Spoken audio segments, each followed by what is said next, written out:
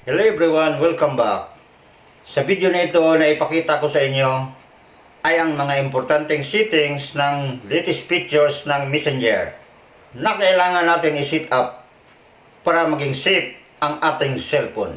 Yan ang gawa natin ng content ngayon para malaman ng lahat at makatulong din sa ibang tao na hindi pa nakaalam sa importanteng settings ng Messenger na kailangan natin i-set up.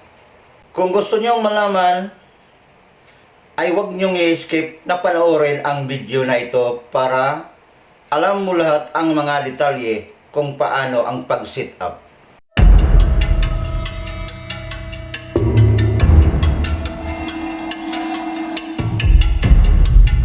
Kung bago ka lang sa aking YouTube channel, ako ay si Dabjar Vlogs. Ang YouTube channel na ito ay nagbabahagi ng mga online tips, tricks, and tutorial. Kaya subscribe na para sa mga bagong content tungkol sa pagtanggal ng ads, viruses, Gmail phone storage, at iba pang tutorial na makikita sa aking playlist. At ang mga narinig nyo sa aking intro ay tama yon. Ang i-share ko sa inyo ngayon ay ang tamang pag-set up ng importanteng settings sa Messenger para mga taong gustong magbukas ng inyong Messenger account ay hindi na ito basta-bastang mabuksan. So ngayon, before I start, ay mag-update muna tayo. If hindi pa kayo nakapag-update sa inyong Messenger application, puntahan natin ang Play Store. I-tap natin ang Play Store at dito sa search bar, i-type lang natin ang Messenger. At dito, itong lumabas na to, Messenger new version 2025 update, yan ang i-tap natin. At pag hindi ka pa kayo nakapag-install, ay mag-install na kayo at pagkatapos, i-open nyo. Katulad sa akin, tapos akong nag-install, ay i-tap ko na tong open. Kasi ang purpose ng Messenger na kailangan natin mag-update kasi pag once na may mga bagong features na lalabas ang Messenger ay automatic magkaroon kayo ng ganong update. Tulad na ngayon itong topic na ito na Messenger important settings na kailangan natin i-set up para sa ating Facebook Messenger. So, huwag natin patagalin, ay i-tap na natin itong open. Pagkatapos natin na-tap ang open, ay automatic na redirect na tayo dito sa mga contacts natin sa Messenger. At before ko i-explain ang ating topic, ipakita ko muna sa inyo itong Messenger. Tapos dito sa baba may bilog na Ask Meta AI or Search. Yan ay tap natin. Ngayon, ang lumabas sa result, nakalagay, Meta AI with Llama 4. Yan ang latest version ng AI 2025, Llama 4. Lumabas yan April 2025. So, balik na tayo sa ating topic. Once na itap na natin ang ating update, ay automatic magkaroon ang ating Messenger ng mga latest features na lalabas sa tuwing nag-update ang Messenger. So, ngayon, i-explain ko na sa inyo. Ang sunod natin gagawin ay itap natin ang ng video para malaman ng lahat na may bagong Messenger important settings na kailangan natin i-set up. Kaya gumawa ako nito ng video ngayon para maipakita ko din sa iba na hindi pa nakaalam nito.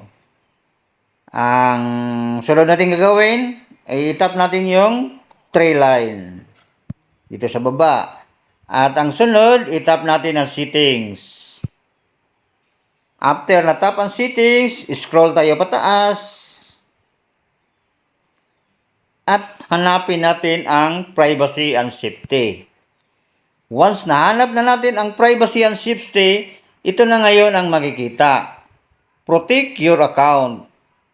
See how to keep your account safe in just few simple steps.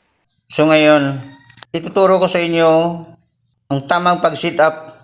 Once nakita nyo ang protect your account, pagkatapos mabuksan ang inyong privacy and safety, so ibig sabihin, kailangan natin i-secure ang ating cellphone sa mga taong gustong magbukas nito.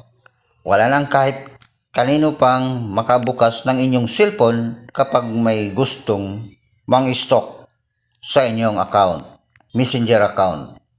Para ma-secure, kailangan natin i-set up. I-tap natin ang start.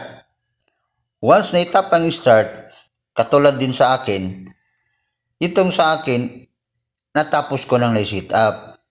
At gusto ko lang ipaliwanag din sa inyo kung paano ang mag-set up ng important settings sa Messenger.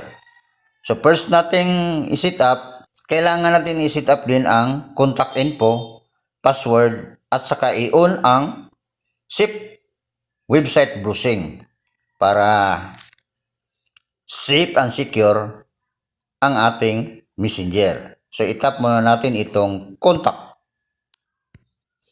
Once na-tap yung contact, ay lalabas yung account center, contact information, manage your mobile number and email to make sure your contact info is accurate and up to date.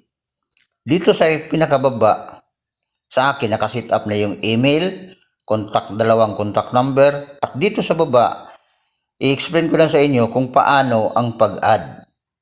I-tap natin itong add new contact. Once na-tap na add new contact, which would you like to add? Example, email add.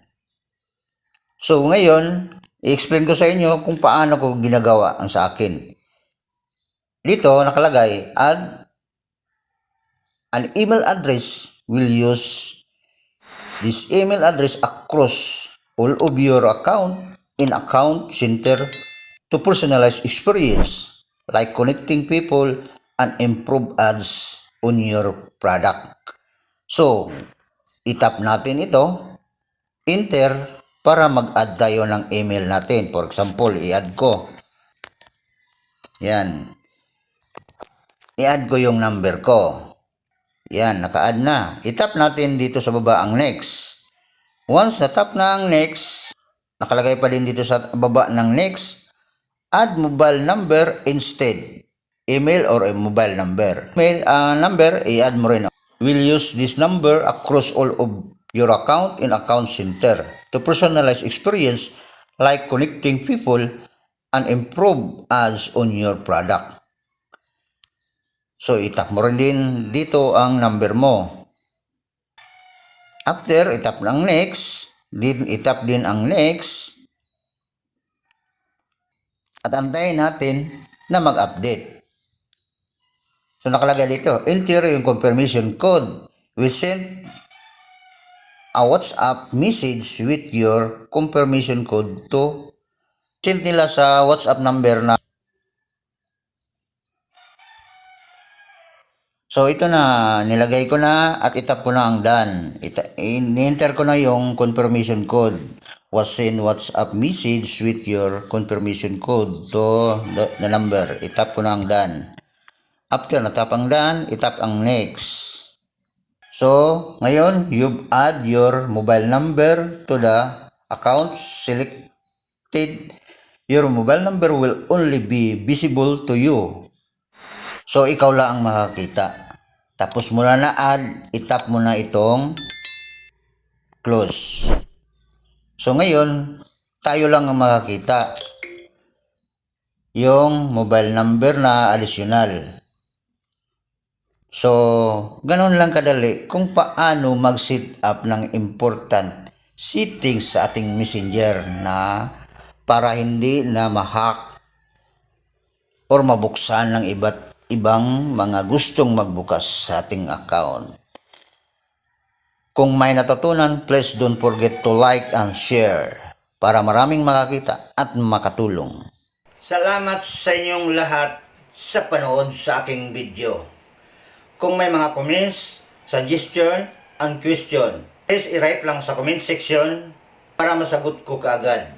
Please don't forget to hit the subscribe button and bell icon para updated ka lagi sa aking mga bagong upload. Salamat sa oras at pagtingin sa aking video. God bless at all. Ay mag-comments lang kayo sa comment section para ma-shout out ko kayo sa sunod kong upload.